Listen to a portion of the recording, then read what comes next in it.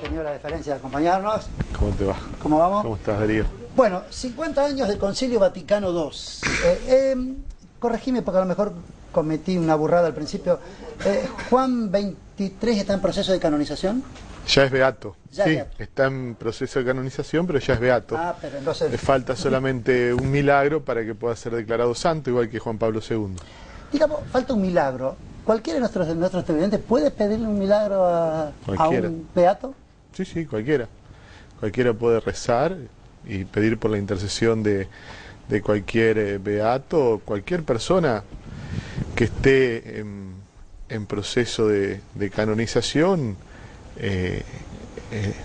La gracia que quiere que le alcance de Dios. Beato también es Juan Pablo II. Juan Pablo II, sí. Y acaba de ser, dígame el término específico, declarada santa la Madre Teresa. Beatificada también, es beata. Beatificada. La Es Madre beata. sí. Ah, entonces en los portales salió mal. Mejor dicho, en el Facebook. Dice, el sábado a las 3 de la tarde fue declarada santa la Madre Teresa, que me llamó la atención que no lo vi en los programas. No, se confundieron en el Facebook. Fue beatificada. Bueno, este es el año de la fe y por lo que estaba leyendo, ¿uno puede pedir la indulgencia plenaria también? El Papa concedió para este año de la fe la indulgencia plenaria para determinadas ocasiones. La visita a alguna iglesia, la participación en algunas celebraciones litúrgicas que bueno, el obispo de cada diócesis tiene que determinar. Y 50 años del Concilio Vaticano II, que fue 90 años después del Vaticano I. El Concilio Vaticano I había proclamado la autenticidad de la doctrina católica y la infalibilidad del Papa. ¿Qué consagró para los tiempos de la Iglesia por venir el Concilio Vaticano II, del cual, dicho sea de paso, participó un santafesino, Monseñor Blanchú? Dicho sea de paso. Sí, tenemos la dicha de que un santafesino fue y es uno de los pocos padres conciliares que quedan vivos, ¿no? Cuando participó era un joven obispo de 39 años, ahora tiene 89 años ya. 35 años tenía Benedicto XVI. Pero Benedicto no era obispo, era solamente, pero tenía 35 años cuando se hizo. Solamente sacerdote y no fue padre conciliar, era perito, asesor de su arzobispo. Así que sí, tenemos esa dicha. Y el Concilio Vaticano II no hizo ninguna definición dogmática, es decir, no definió ninguna doctrina de fe. Se lo conoce como un concilio pastoral. La intención del Papa Juan XXIII cuando convocó el concilio fue ayornar la Iglesia a los tiempos modernos, que la Iglesia pueda entrar en diálogo con el mundo moderno y empezar de alguna manera a dar respuesta a los interrogantes del mundo moderno. Usted ha dicho la frase medular, bisectriz, ayornar la Iglesia a los tiempos modernos, pero siempre atenida a la doctrina del Concilio I y a los Evangelios. Porque hoy en día se dice la Iglesia tiene que modernizarse, ¿por qué está en contra del aborto? ¿Por qué está en contra de...? Entonces... Eso lo dijo claramente el Papa Juan XXIII cuando abrió el concilio y lo dijo el jueves 11 el Papa Benedicto, ¿no?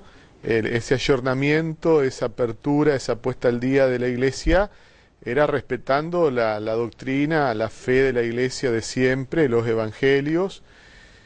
Y justamente Benedicto el jueves decía que ayornarse, modernizarse no es cambiar por cambiar, ¿no? Sino que siempre hay una verdad que respetar.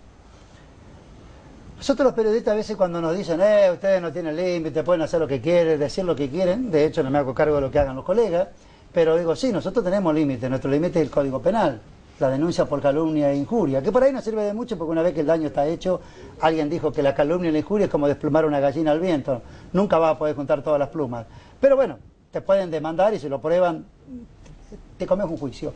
¿Cuál es el límite para los católicos? El límite para los católicos es, en primer lugar, la conciencia y, en segundo lugar, los mandamientos de Dios. Y, por supuesto, como ciudadanos, también el Código Civil y el Código Penal. No, pero yo estoy hablando del punto de vista, ya que estamos en el año de la fe, Desde el punto de vista de la fe. Y la conciencia y la misma fe, es decir, las verdades reveladas. La palabra de Cristo en los La evangelios. palabra de Dios, sí. Y ya que estamos en el año de la fe, ¿cómo está nuestra fe? Así, desde el punto de vista global. No le pido que hable de la mía porque podemos entrar en problemas, pero... no, la tenemos bien firme. Evidentemente, que el Papa convoque un año de la fe quiere decir que hay una crisis de fe, ¿no? Y que con este año de la fe lo que se propone es reavivar la fe de los creyentes y volverla a proclamar y a proponer al mundo, ¿no? El Papa el jueves fue muy claro en su homilía cuando hablaba de los cristianos que han olvidado su fe, que han olvidado el contenido de su fe. Muchas veces se vive la fe como si fuera solamente un sentimiento, olvidándonos de los contenidos de la fe. Por otro lado, también la crisis en el testimonio público de la fe, esa división entre fe y vida. Digo una cosa, vivo de otra manera.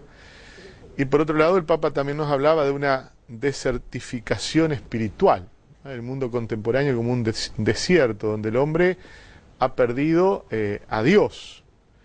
Y sin Dios el mundo se convierte en un desierto. Lo ha reemplazado por otro tipo de espiritualismo de todos estos gurúes que no tienen nada que ver con esto que estamos conversando, con la fe, y a la fe se la toma como un elemento de marketing, por así, fe, esperanza, sé vos mismo, tiene que nacer de vos, ya Dios no existe, Dios sos vos.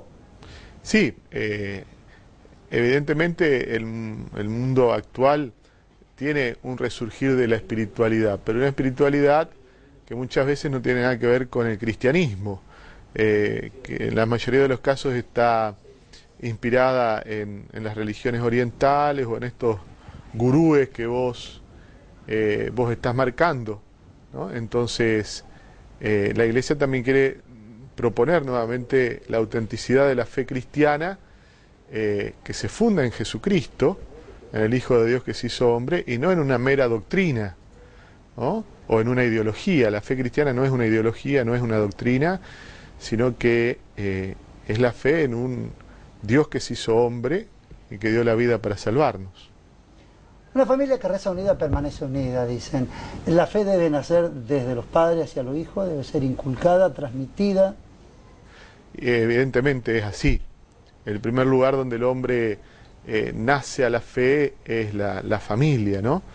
Ya del mismo hecho de que son los padres los que presentan a sus hijos a bautizar y los que se comprometen a educarlos en la fe, y como decimos siempre, la familia es la primera iglesia, ¿no?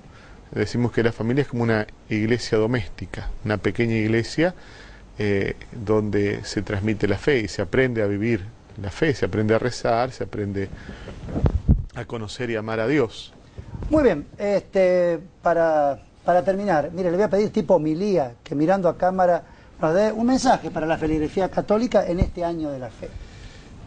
Bueno, el mensaje es el del Papa, ¿no? Vivir nuestra fe, proclamarla, testimoniarla a los demás, formarnos en la fe, porque una de las grandes cuestiones es que los cristianos no nos formamos en la fe, entonces desconocemos el contenido de la fe, vivirla públicamente, ¿no? Y entonces ese sería el mensaje del año de la fe, una fe que tiene que ser celebrada, vivida, conocida y proclamada en el mundo, sabiendo que los cristianos, los católicos, tenemos una palabra que darle como respuesta a los interrogantes del hombre moderno. Gracias, Padre.